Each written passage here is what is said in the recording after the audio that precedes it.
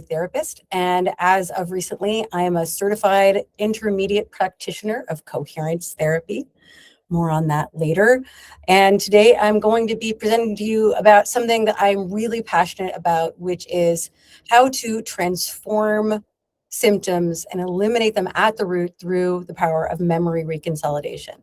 And hopefully you will be as excited about this as I am after today. Until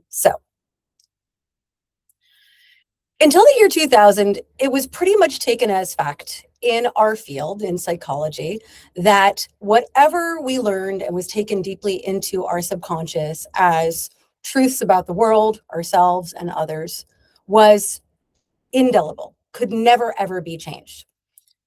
In other words, we're doomed.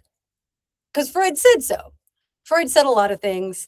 But because Freud said we were doomed, everybody was just kind of like, okay, we're doomed. It's a little more complicated than that. But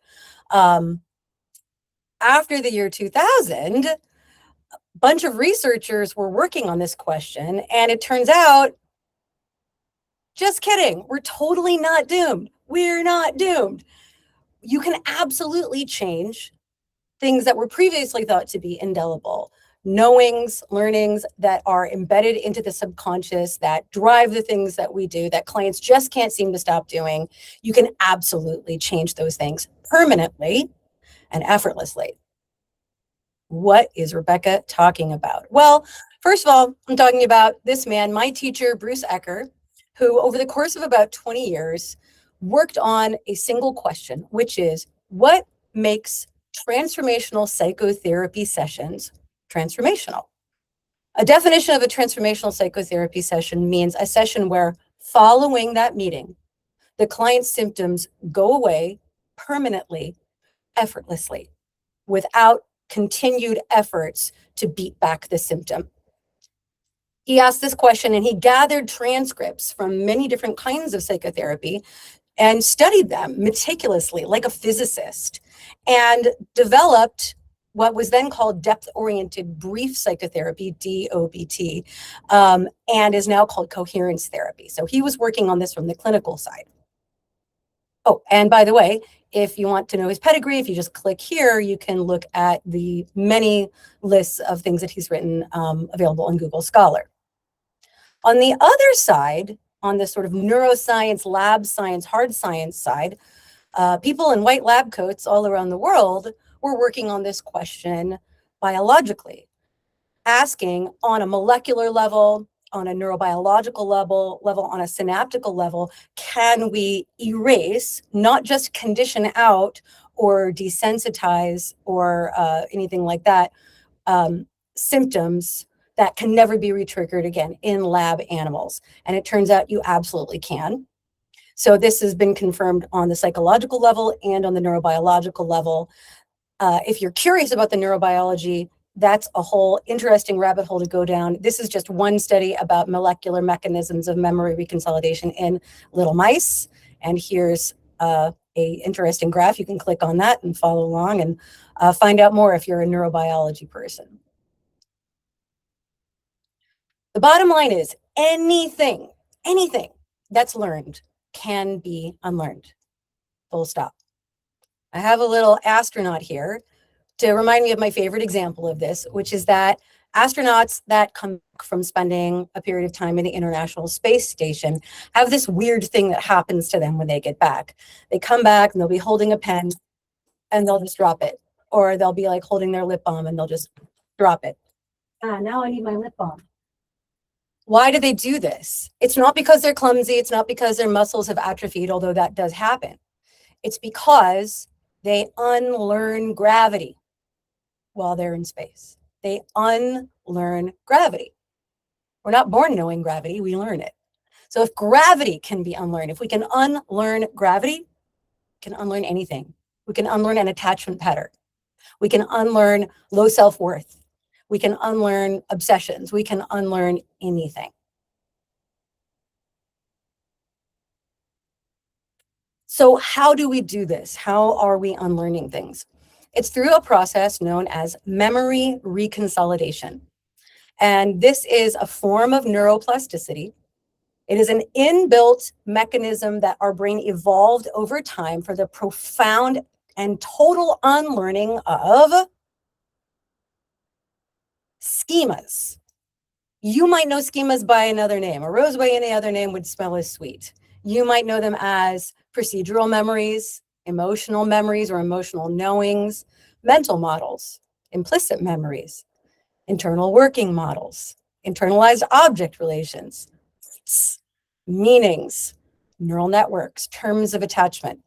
If you use any of these terms in your work, you're thinking about schemas, which are non-consciously held understandings of reality and predictions about how reality is going to go, right? So these are the things that Freud previously said were completely indelible and permanent. And now we know, both on the clinical side and on the neurobiological side, that's totally not true. Anything that's learned can be unlearned. These schemas, right? So these deep structure knowings about the world, ourselves, and other people produce symptoms. The metaphor that we're going to be using today to explain this is the metaphor of the dandelion.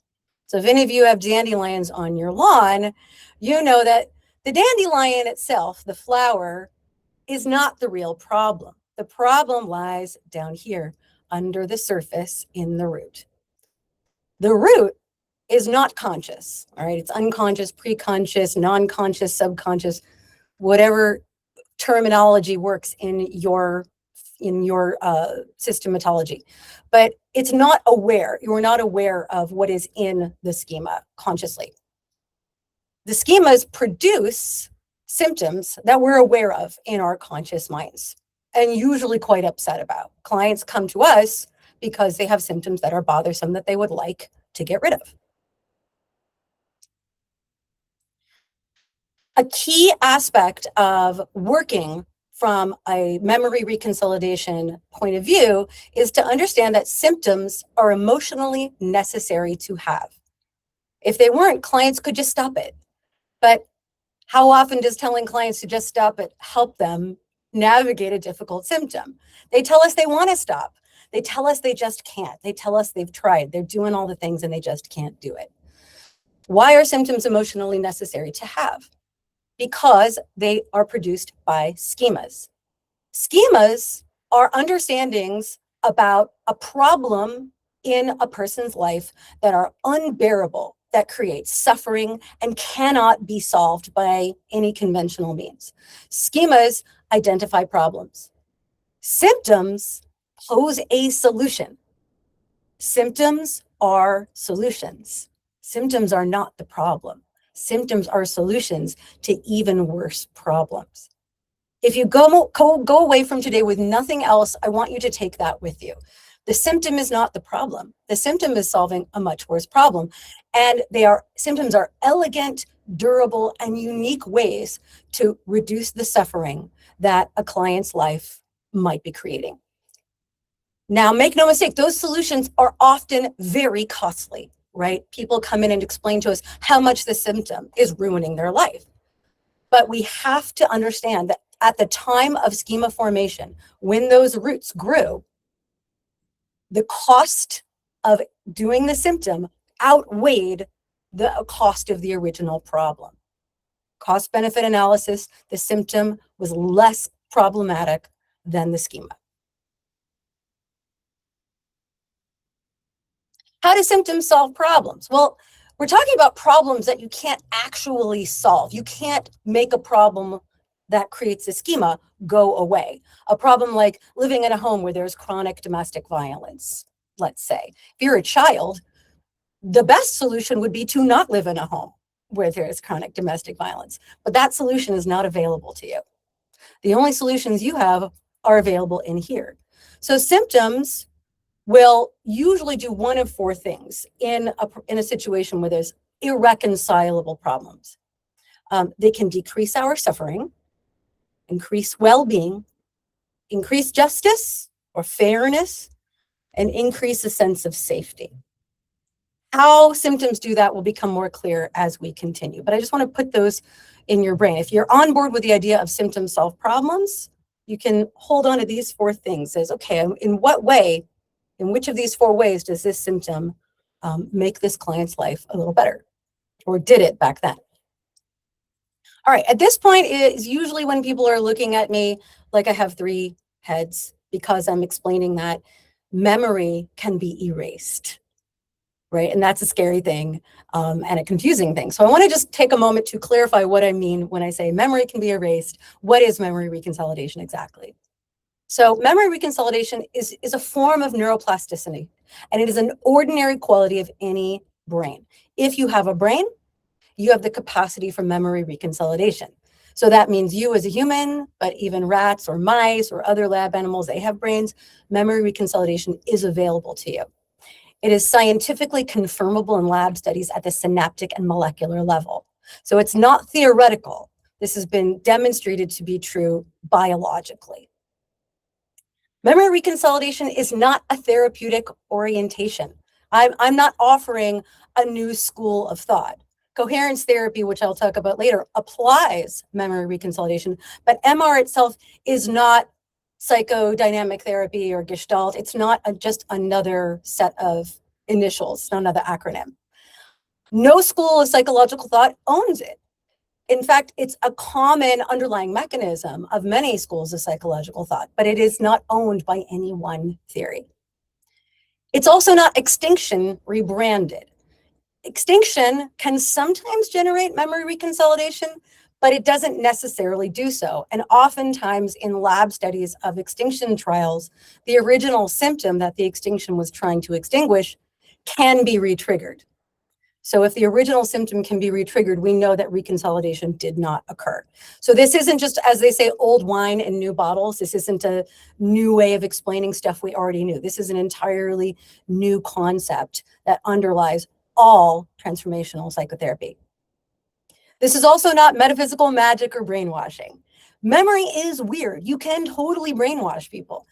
There have been extensive studies into the fungibility of memory and how you can implant memories, and that got our field into a lot of trouble a while ago because we could implant false memories of child abuse and things like this. We're not talking about that either. In fact, we're not talking about autobiographical narrative explicit memory at all. Autobiographical narrative explicit memory is consciously available to us. We can usually remember, unless we had a lot of trauma, hey, what I did for my birthday last year, or what I had for breakfast yesterday. So we're not actually dealing with autobiographical memory. We're dealing with implicit memory, which are non-consciously available memories about how the world works and how we work in it. Memory reconsolidation also does not depend on insight or voluntary client behavior to achieve its efficacy. So most schools of psychotherapeutic thought rely on those 2 things: the client understanding why they do the thing, or the client voluntarily making different choices to do a different thing. Neither of those things are required in order to have the profound, effortless, transformational changes of behavior and symptoms that memory reconsolidation can yield. So just think about that for a second. You can support your clients in permanently and effortlessly eliminating symptoms forever without insight, without voluntary behavior change. I know it flies in the face of a lot of the things that we've been taught. And you were not taught this. And for many of us, it was not even really well established when we went to graduate school. And it still isn't included in a lot of grad school education. But these things are true nonetheless. So notice if there's a part of you that's feeling defensive or like, wait a minute, just be kind to that part of you. Okay, let me give you a case example because a picture is worth 1,000 words. This is based on an actual case I worked with the identifying details changed to protect the client's identity. Okay, so this is Susan. And this is Susan growing up in her home. She's got an explosive father. And whenever there's any kind of conflict in the home, he rages. You can imagine the kinds of problems that poses. And remember, we're talking about situations that the client cannot resolve. She can't change her father. That would be the best resolution to this problem, but it's not possible. So what can she do instead? Well, she can work really hard on keeping the peace because it's safer than triggering dad's terrifying rage. So she's going to bend her existence. And again, it's not happening on a conscious level. This is happening non-consciously. She's going to bend her entire existence to keeping the peace at all costs. What does that look like? Well, here's a schema.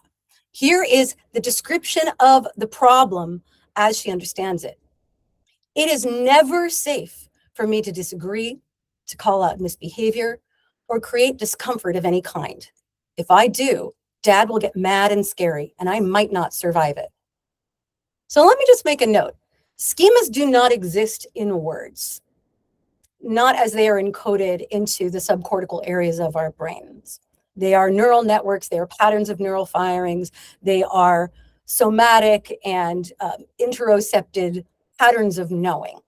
So when we articulate a schema like this and put it into these very extreme sounding words, we're putting something into words that has never existed in words. We're also putting it into words that capture the level of danger that the problem poses to the person at the time of the schema's encoding. For small children, remember, when children are in homes with domestic violence, you can report that as emotional abuse, because for a child, even though they're not being physically harmed, perceiving that level of rage, anger, and explosiveness feels like an existential threat to the child. Okay, so notice the child lens in which the schema is encoded. So what's the solution? Well, here are her symptoms that solve this problem nicely to keep away any kind of conflict and protect the peace at all costs. Emotional suppression. She doesn't feel anything. She takes care of other people all the time. She becomes kind of codependent. She avoids conflict and she becomes like a little parent. She overfunctions. So she is working really hard and making sure that everything stays cool. So notice in this example how effectively her symptoms solve the big problem. The big problem is that Dad has an explosive temper, and her symptoms quiet everything down to minimize the rage that gets triggered for him. When you don't have a best solution, which is have a better family, then you do the best you can, which is change your own reality, change your own schemas and understandings of things to minimize the threats. So remember, we have this question of how do symptoms solve problems from before? And I said it would make a little bit more sense as we moved on. So we have four main ways that symptoms solve problems: decreasing suffering, increasing well-being, increasing justice, and increasing safety. Now, some symptoms accomplish more than one goal, but in your perspective, a little quick quiz, which of these ways does Susan's symptoms work? Which one or ones does Susan's symptoms accomplish? You can hop on the mic and tell me. Increasing safety. Increasing safety, exactly. She's making her environment more safe. Okay, everybody understand that so far? Cool. Okay, so back to our dandelion here, and I wanted to give you a visual of two ways that therapy can work if we understand that schemas create symptoms. So counteractive therapy is the main way that most of us were taught to do psychotherapy. And this is a visual representation of how it works. We take our little scissors and we go chop, chop, chop, chop, chop, and we try to chop off the symptoms. I showed this slide to my 7-year-old and I said, honey, what's the problem with this way of getting rid of dandelions? And you know what she said? They just grow back. And as we've probably noticed with our clients, that is the case with counteractive therapy.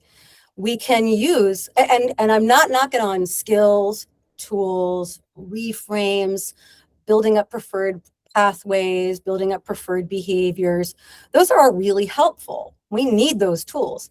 And if that's the only skill set, the only set of kind of tools that we're utilizing with clients, the symptoms will continue to regrow because the schema lies untouched underneath the surface. I also refer to this as whack-a-mole therapy. If you've ever played the carnival game whack-a-mole, right, they give you a mallet and these moles pop up and your job is to whack them as fast as they pop up.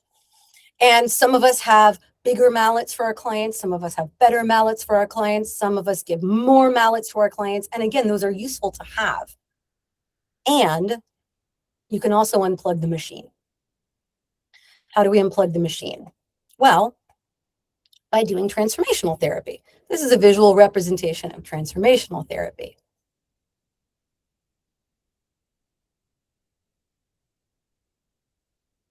No schema, no symptom. That might seem overly reductive. And sometimes it is that simple. Sometimes we have one schema that leads to one symptom. But other times, and most often, things get complicated. Sometimes we have a schema that generates several symptoms. This is a great bang for your buck scenario because if you can eliminate this one schema down here, then all these symptoms go poof. So that's pretty cool. Sometimes you have multiple schemas holding one symptom in place. In this case, the symptom becomes a Swiss Army knife because it's holding down or solving multiple different schemas. One symptom like that is low self-worth, low self-esteem, feeling bad about oneself, which might seem counterintuitive to describe as a solution. Again, all symptoms are a solution. And low self-worth is quite a multifaceted solution because it protects us from knowing that things aren't fair in our lives, that our parents are cruel. It protects us from realizing that we have been limited in our ability to know and love ourselves, right? It prevents us from acting out against cruel parents who might then retaliate even further, right? So something like that, one symptom we can follow it down to many different knowings about why that symptom is emotionally necessary to have. Sometimes things get really, really complicated. And this is something that my teacher, Jules Taylor Shore, calls spaghetti brain. In the case of complex trauma or chronic trauma or dissociative disorders or things like this, we can have many different schemas, all interconnected, yielding many different symptoms. The work is still the same, where we can follow a symptom down to its root and explore and find those schemas, dissolve them, and then proceed with whatever symptoms are remaining, but it can be quite complicated and can take quite a long time. So this isn't to say that just because we know that schemas cause symptoms and symptoms are solutions, that the work is necessarily easy, but it still gives us a map for how to proceed. Memory reconsolidation is the common underlying factor in many transformational therapies. So if you see your favorite flavor of therapy on this list, congratulations, you are probably leveraging memory reconsolidation. If you've ever had a client suddenly, permanently, and effortlessly be free of a symptom, congratulations, you've helped your client engage in a memory reconsolidation. So if you're working with brain spotting or EMDR, if you're working with a somatic therapy like somatic experiencing or sensory motor, if you're working with interpersonal neurobiology, if you're working with Hakomi, Gestalt, EFT, and many, many more, you are leveraging the power of memory reconsolidation in your work. So you might be using it already. So I've been talking a lot about memory reconsolidation. What is it? What are the steps? How do you do it? Well, the brain needs 3 things. And if you do these 3 things, then you will trigger a memory reconsolidation. And if you don't, you won't. So step 1, reactivate. We have to re-evoke in a visceral, present-oriented way, not in a cognitive way, the target schema. Step 2, the mismatch or unlock step. The brain can only hold one thing to be true about a particular area at one time. And usually we only have one thing that we know in our conscious mind at any given time. So once we've reactivated the target schema and it is now in our conscious mind in a visceral, present-oriented way, we can then juxtapose that schema with an experience that the client finds subjectively contradictory. Doesn't matter if we think it's contradictory, the client needs to experience it as subjectively contradictory. In other words, this and this cannot both be true at the same time. When we have that, when we have two schemas alive and online in the conscious mind at the same time, it triggers an error message in the brain. It's known as a prediction error. Schemas are prediction algorithms. They are trying to help us figure out what's going to happen next so we can best survive it. So if we have two programs running and saying this is going to happen next, no, this is going to happen next, that creates a prediction error. And that opens up that original target schema and makes it what's known as labile. It makes it reworkable or editable. It's sort of like opening up a zipped file so that you can edit it. After that first mismatch, the memory is now labile. The target schema is labile. And once we continue to present the target learning, the target schema with the new experience, the contradictory experience, the brain automatically revises and updates that target schema. So the first mismatch opens up the memory, and then the subsequent presentations erase the memory. In the next 5 hours from that original mismatch, the memory remains labile, meaning it remains open to updating. And after that, it closes and goes back into like a zipped format where it's not easily updated or edited. Those are the steps: reactivate, mismatch unlock, and erase. Again, might sound overly reductionistic. We'll get into how we apply this now. So first thing is, if we're going to reactivate a schema, how do you find it? Clients are pretty clear about what their symptom is. I can't stop drinking. I can't sleep. I have panic attacks. I'm a compulsive gambler. They know that, but they don't know why. And if you ask them why, they won't be able to tell you. They'll never be able to give you information that's good enough or close enough to what's really there. And you will never guess, right? You'll never be able to guess because human beings are almost infinitely complex. So how do you find that schema? Well, let's go back to our dandelion. You got to follow the symptom. And if you tug on that symptom, it tugs on the schema. So how do we do that? Well, first of all, we need to adopt toward that symptom a key stance of transformational therapy, and that is known as coherence empathy. The coherence in coherence empathy is the same coherence in coherence therapy, which I'm now certified in. So what does that mean? Well, coherent means it makes sense, right? It hangs together.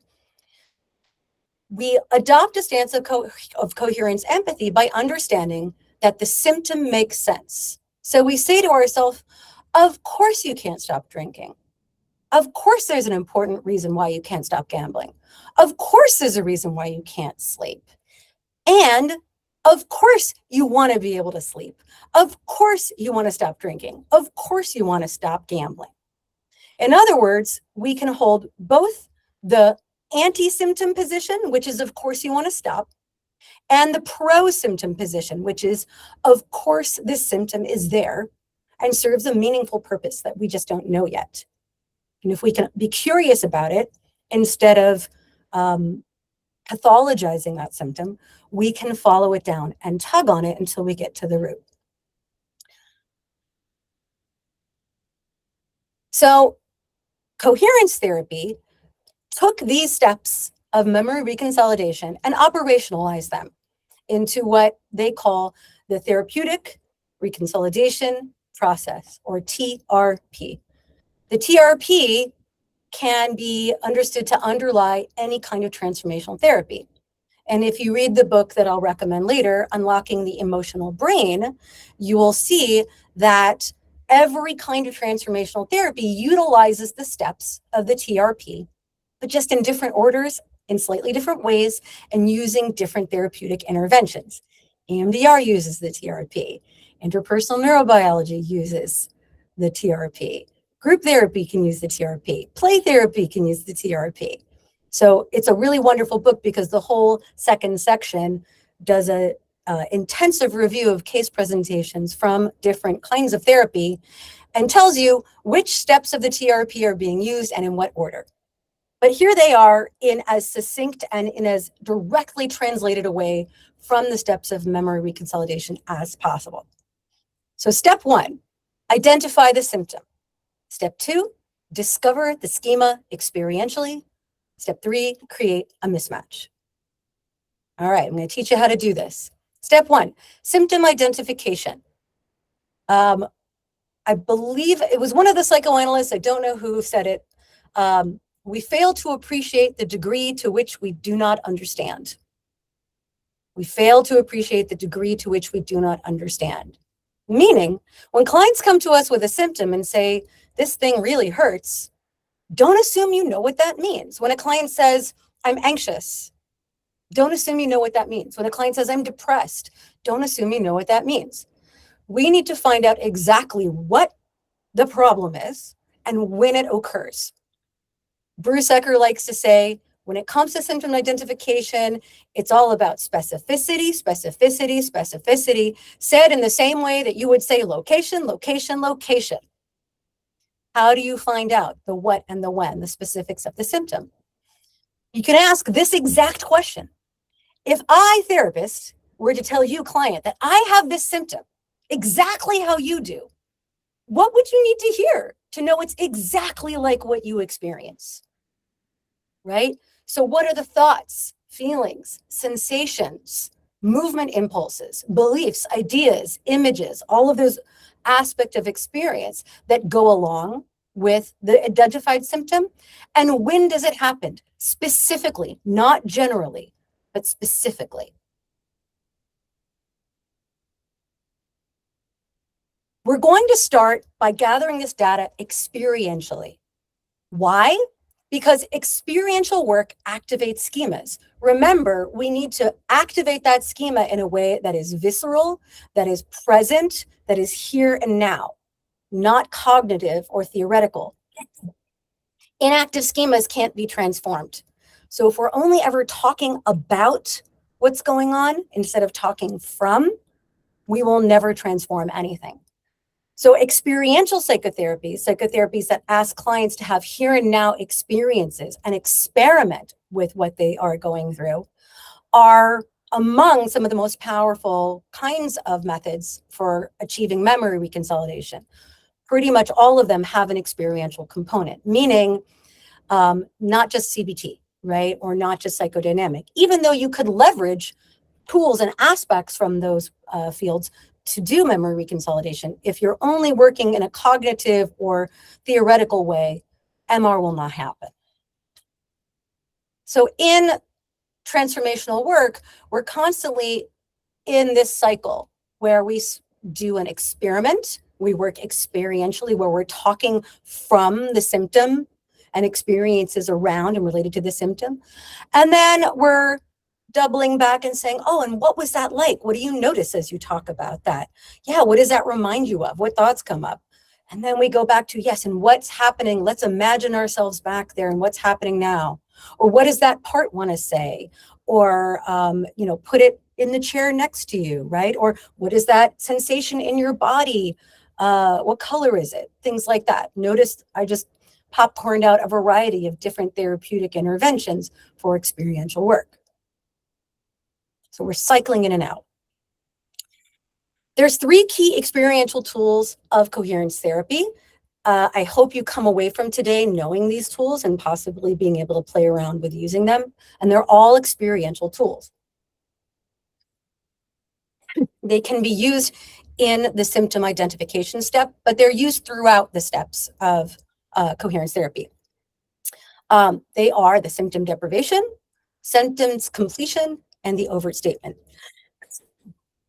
Symptom deprivation involves asking the client to identify a specific recent time when the symptom was bothering them, and then have them go imaginally into that experience. You can have them rewind the tape to a couple of seconds before the symptom hit, and the wheels came off, and then pause right there, right? Have them notice what comes up. Notice this is already experiential. And then you ask them, how would you have preferred it to go? Right? This is kind of a miracle question, right? Like, let's say a miracle happens and you show up to that scene and it's different. It's the way you'd like it to be, right? And they say, oh, well, it'd be like this, it'd be like that, right? Then you walk them through the scenario again, and then you vividly, experientially walk them through having the situation without the symptom, right? So let's say for Susan, right? So she's going to be our case example. Let's say because she's conflict avoidant, she's got a conflict that she needs to deal with. And she's like, oh no, I can't face this conflict. I'd love to be able to do it calmly and feeling reassured and confident in myself. So in the symptom deprivation, I'd take her into that specific experience and then spend a few minutes steeping her in imagining that she feels calm in her body, that she feels confident, that she knows what to say, she knows nothing bad is going to happen. And then I invite the client to notice any part of them that pushes back, that says, no, we can't do it that way. That's unworkable. That is not okay. And I say, oh, let's get curious about that. That part of you that says, even though I hate to admit it, it's not workable to be without the symptom. Now, notice here that this is not an affirmation-based exercise. This is not me training them to do it in the better way, right? And I'll tell people this up front. I'll say, this isn't a dress rehearsal. This isn't me saying you should really have done it that way and you should do it in the future. Clients will even say, oh, it'd be so much better if I could do it that way. And you can say, yes, I get that it would be. And is there any part of you that says, I can't do it that way? That starts to get us information about what makes the symptom necessary to have. We'll be like, yes, what feels unworkable about being calm, confident, and poised in leaning into this conflict? Sentence completion, good old Freud had this idea. He did have a few excellent ideas, and he was not wrong at using sentence completion to get clients to flesh out their concerns. So you can ask someone to finish a sentence and do it over and over again without thinking. Just let whatever come. So for Susan, I might be like, yes, I can never face conflict calmly, because if I do, I can never face conflict calmly, because if I do, and just have her keep going and keep going and keep going until, we start to hit bedrock. And then I might take what she says after that. She might say, well, because I might hurt someone's feelings. And then I might say, aha, so I can never hurt someone's feelings, because if I do, see how we're digging and digging and digging. There is a little bit of downward arrow technique flavor here. If you're a CBT person, you can just use that downward arrow technique until you hit bedrock. Even if someone says, well, I could never do that because I'd die, you could keep digging and say, yes, and if I die, the worst thing about that would be, don't assume you know. Once we get down to the bottom for that particular client, like let's say they say, yeah, I can never lean in confidently to conflict with someone because it'd be like I'm dying and I have so much I want to give left in my life, right? Now we have an overt statement. We have put into words some of what the schema is underneath the symptom and why the symptom is necessary to have, and better than not having it. So we could stitch it all together and say, in very emphatic language, I will never lean confidently into conflict, because if I do, the other person will get so mad that I might die. And I don't want to die because I have so much left to give in my life. And I couldn't face not giving what I have to give. Something like that. And you can use that overt statement in many ways. You can have them say it to the person in the scene, or to the scene itself, or to the thing that was triggering them. Usually in doing this, it'll immediately start to trigger a mismatch for the person, where they say it out loud and they'll say, well, that's ridiculous, or well, that's silly, or well, that feels true, but as I say it, that doesn't make any sense. Okay, so we're on step 2 of coherence therapy, discover the schema experientially. And I've already walked you into how we might begin to do that.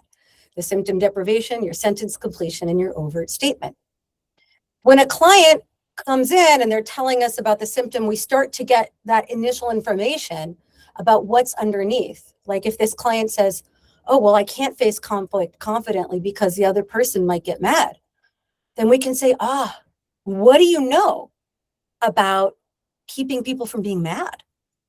What do you know about how important it is for others to never, ever get mad? You might also say, yeah, how did you learn to do that? Or when did you learn about keeping people from being mad? Right? And then we can start gathering. People can start sharing specific instances like, oh, well, I remember when I was 3. Oh, what happened when you were 3? Now we have a memory. We can go into that memory, right? Or we can invite them to start noticing what happens inside when you start thinking about other people getting mad. Now we're starting to get into that schema experientially. Another part of the schema discovery experience is integration, which is the client beginning to own their agency in producing the symptom.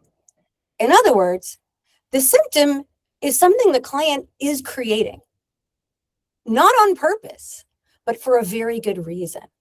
We know that integration is going well and is on its way to completion when a client is recognizing, oh yeah, this is a thing that I'm doing to avoid another thing.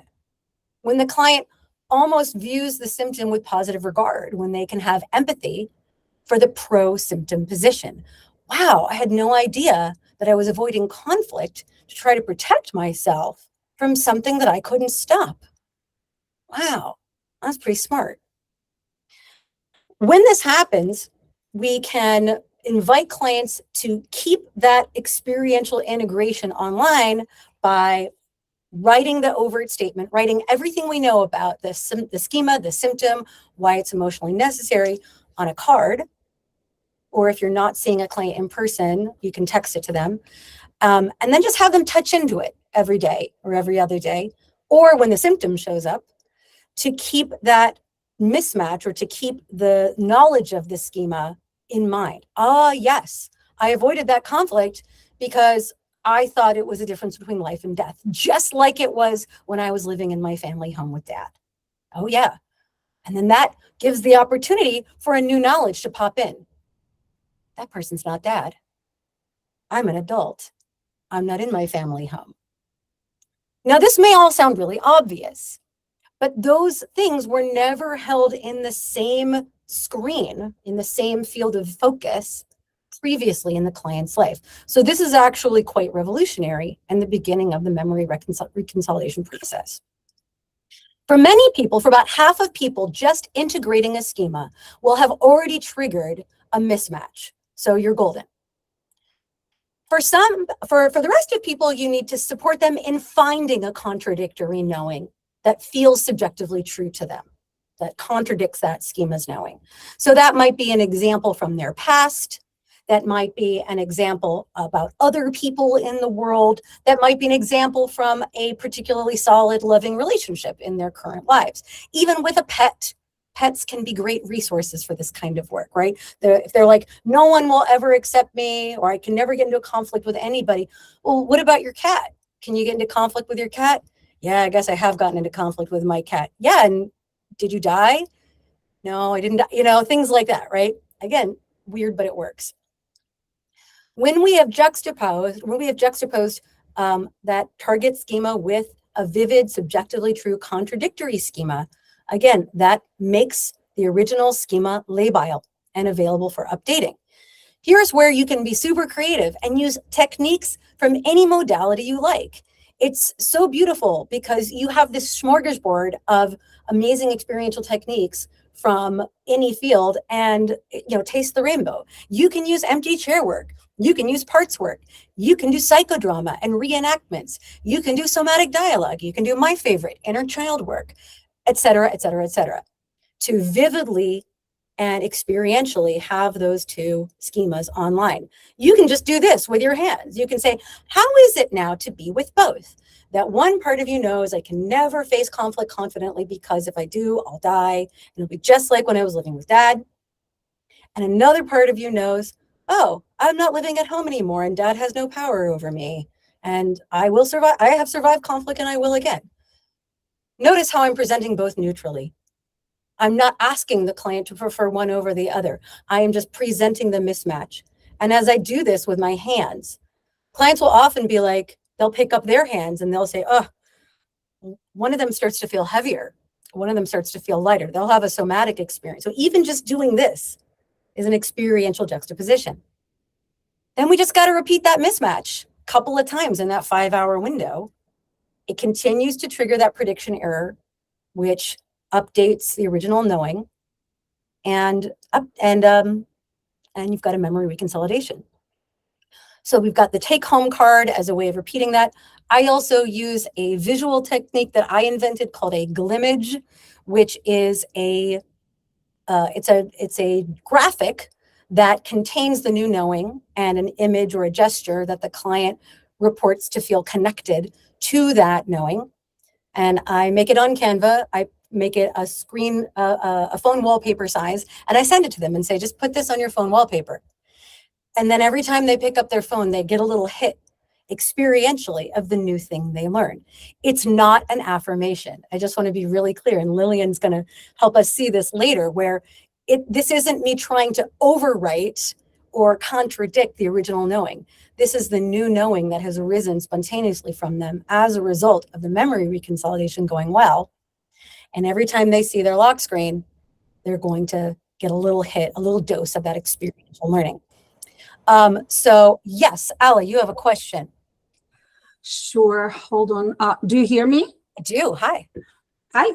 So the question here is, juxtapose schema with a vivid, subjectively true, contradictory knowing. Yes. So could you please give an example for this particular case of what will be the contradictory knowing for that patient if everything is so negative and been negative forever? And this is what is printed in her memory book. So how does she find that contradictory experience? Right. So I actually am going to walk you through how I did that with this client. Okay. But in short, here's the thing.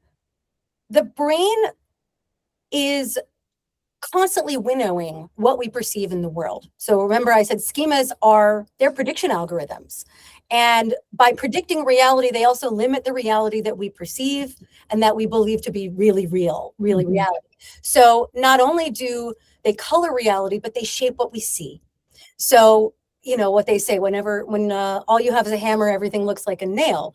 For a client who says, I can never face conflict, she's not going to register moments where she does face conflict confidently as being real, true experiences. She's not going to register the costs of avoiding conflict. She's only going to register what fits in the schema.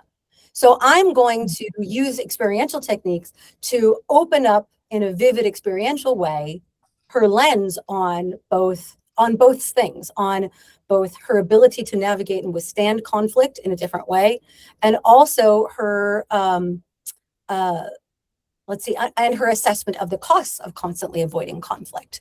And so in that way, she will be conscious of both the original negative limiting knowing, which wasn't negative for when she grew up. It was absolutely a survival plan. But with that, and something that's never registered in the same plane of knowledge before. And it's subjective, right? So we have to come up with it together. And that's why a lot of times, you like, stop me if you've had this happen to you as a therapist, where you tell your client says, I'm all alone, no one cares about me. And you tell them, well, you're not alone now. I'm with you. I care about you. And they say, yeah, but I pay you. So it's not subjectively true to them. It doesn't feel subjectively true. It feels like an exception, not like a rule, not like something that contradicts what they know. So the discovery process helps us find what that is in them, because I will never guess what it is. Does that make sense so far? Yes. Okay, and I'll give you a vivid example of that in maybe a slide. Here we go. Haha! Here's our case example. Let's remember Susan. So as we've learned, Susan's schema is, it is never safe for me to disagree, to call out misbehavior, or create discomfort of any kind. If I do, Dad or the other person, so Dad is a stand-in for any other person, will get mad and scary, and I might not survive it. And as we know, she is suppressing her emotions She's codependent, conflict avoidant, overfunctioning. Okay, so let's see what happens when Susan is all grown up. Well, she is now in a bit of a pickle. Her 30-year business partner, Jackie, is an alcoholic. Together, they run a very successful company. And for years, Susan has used her powerful overfunctioning skills to shield everyone from the chaos and consequences of Jackie's drinking. And it's finally gotten to a breaking point where it's threatening this very business that they have spent most of their lives building up. The board of directors has asked Susan to confront Jackie and issue an ultimatum that she is either to enter treatment, go into rehab, and come back with 30 days of sobriety and a performance plan, or step down. This is Susan's worst nightmare. So she comes into my session saying, I'm terrified. I can't do this. I even when I think about going into that boardroom and confronting Jackie, I start to panic and I feel so guilty. I can never do this, Rebecca. So here's what we did. And remember, this is ongoing work. So we had already done a little bit of discovery work around her knowings about conflict in the family. So it was already known to both of us that dad had this anger problem and that it affected her ability to feel feelings and address conflict, and that was a benefit to her growing up. So here's how we start. I go into symptom deprivation. I say, all right, let's picture going into this boardroom and having to give Jackie this ultimatum. And I had her imagine doing it, and I viscerally and experientially walked her into imagining that she walked into the boardroom with total confidence, with her head held high, and with the knowing that this was an important piece of work that needed to happen in order to protect this business that she had spent half her life building, even if it meant that Jackie would not like hearing it, and she absolutely will not like hearing it. So notice I'm doing it in a little bit of a fuzzy, hypnotic voice because I want the client to picture it, really experience and embody it. This isn't just thinky, this is embody. So I'm doing a few minutes of steeping her in that. And then I say, okay, and what comes up for you? What do you notice now inside that says, that's not workable? And she says, I can't do that. She'll hate me forever. I'll hurt her feelings. I can't, she'll get so mad. I'll be letting everybody down. And I say, oh, okay, right. So now I take that as these are the emotionally necessary reasons why we have to have the symptom. So I say back to her, okay, in an overt statement, something like this. I invite her to say to Jackie, Jackie, I can never confront you on all of the ways that you are hurting our company because I can never hurt your feelings.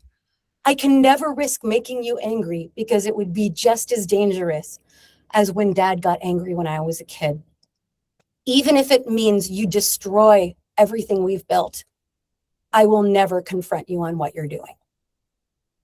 Mm-hmm. Now, I'm using what we call in coherence therapy limbic language, right? So we know the limbic system is the seat of the emotional brain, of emotional memory. And I'm turning up the intensity on the stakes here.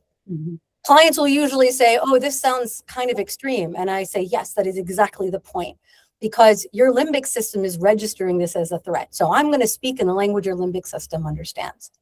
So when I said this to her, Jackie said, well, but it's not worth it. And I said, what do you mean? And she said, well, yes, I don't want to make her mad and I don't want to hurt her feelings, but it's not worth losing our company. And that wouldn't be fair to her either. And I'm like, oh, tell me more. What do you mean it wouldn't be fair to her? And I'm being Columbo, right? Like the kind of head scratching, explain it to me. You tell me. I'm not going to interpret it. You tell me what you're understanding, what's being made clear to you right now. She said, well, Jackie's built it too. And it wouldn't be fair to her to let her destroy that, even if it's going to hurt her feelings, what I have to say. Because I just need to set some limits and make requests. I just need to like she can do what she's going to do. I'm not hurting her. I'm just setting some limits, and I can do that. I'm good at that. And I'm like, oh, okay, hang on a second. So here we go. 2 hands. So on the one hand, what you're telling me is, I can never hold you accountable, Jackie, because if you get mad, it'll be just like when I was a kid in my dad's house, and I wouldn't survive that. So I'll never confront you on your behavior, even if it means we lose our company, right? So that's true. And on the other hand, it wouldn't be fair to lose the company for me or Jackie. And I'm just making requests and setting limits. I'm not actually hurting her, and I won't get hurt either. How is that to be with both? Okay, so this was her words. I didn't, like, she just said that to me. And she says, oh, this is weird. This is really weird. I'm seeing it, it's starting to feel really different. When people start to feel a little wonky after that initial juxtaposition, that means memory reconsolidation is beginning to happen. That means we have achieved lability. People, their eyes might start to dart around. They might laugh a little bit. They might kind of feel fuzzy. They might blip out of reality for a moment. She might say, wait a minute. Say, could you say that again? You said it, and then it just slipped right out of my brain. Can you say it again? And I said it again. And I said it a few more times.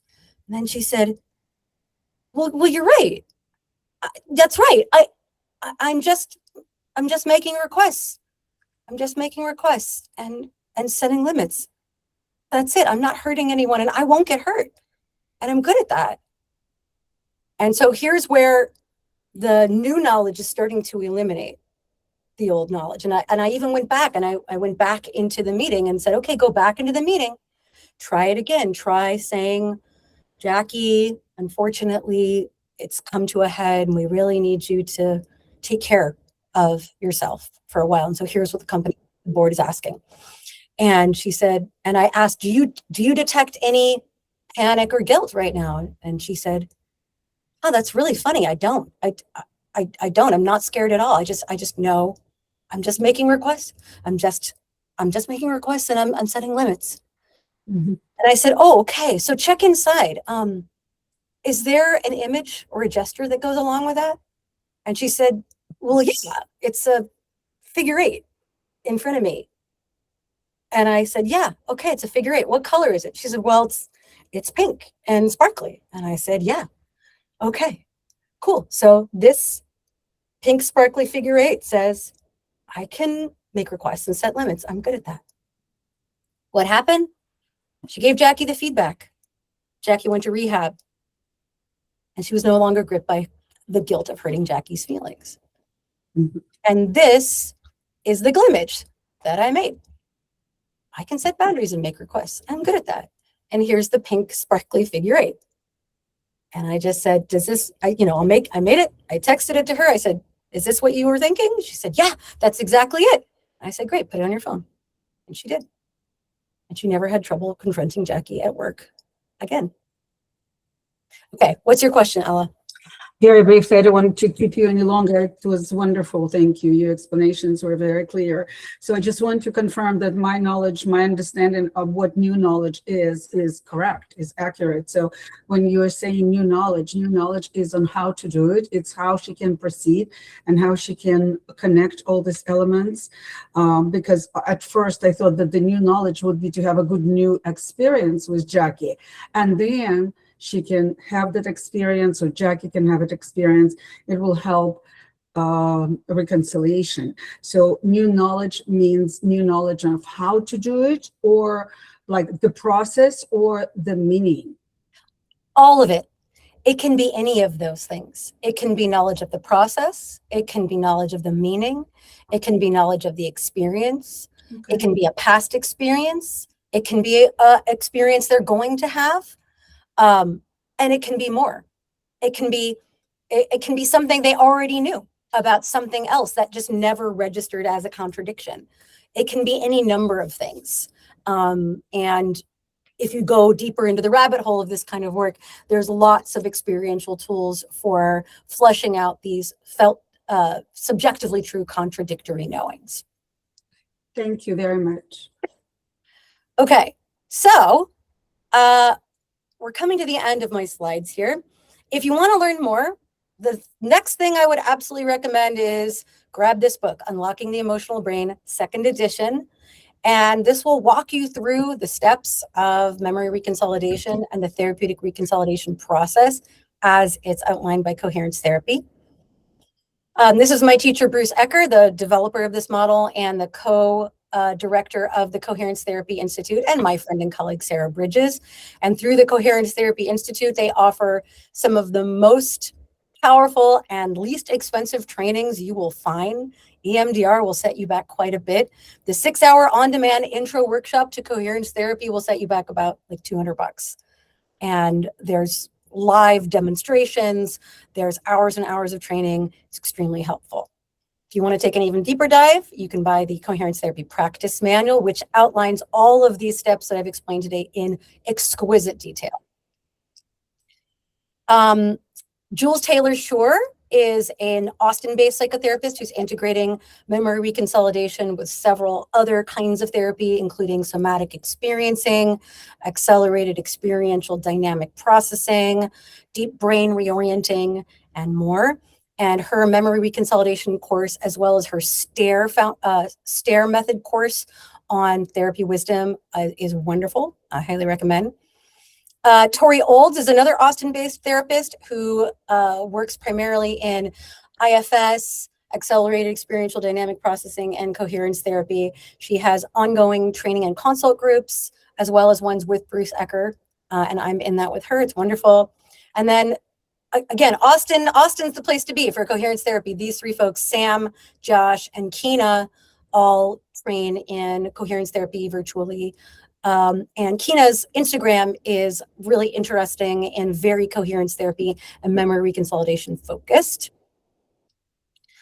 There's also the NICAB Coherence Therapy mini course, which is a 3-hour course offered with Bruce. It covers a lot of the material from the 6-hour intro course from Coherence Therapy, so you might as well just do that one. But if you're looking for something else, this is something. And then Sophie Cote and Niall Gagan also have online trainings and resources as well. Finally, there's me. Hello. I have a monthly consult group, which focuses a lot on coherence therapy, because this is my primary modality. Next group is Wednesday, May 27th from 11 a.m. to 1 p.m. And you can email me at rhelfordmft@gmail.com for details. And the meeting is usually the fourth Wednesday of the month.